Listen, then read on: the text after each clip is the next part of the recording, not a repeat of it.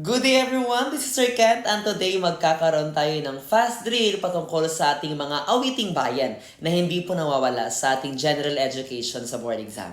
Handa na ba? Let's start. Kapag tinanong sa board exam, ano po yung awiting bayan patungkol sa pagsamba sa mga anito o relihiyoso?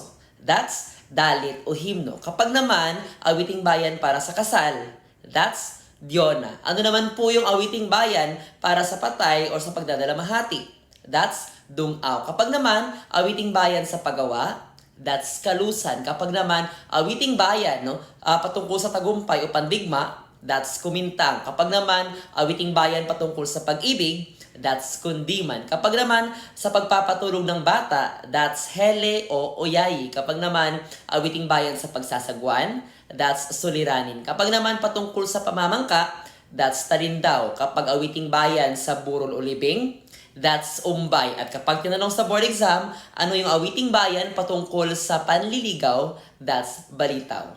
Nakasabay ba? I hope na nakasabay tayo. Balikan nyo lang po yung ating video para ma-master po ninyo yung iba't ibang awiting bayan na lumalabas sa ating general education na Filipino and of course sa Filipino majorship po natin. This is Sir Ken. God bless everyone.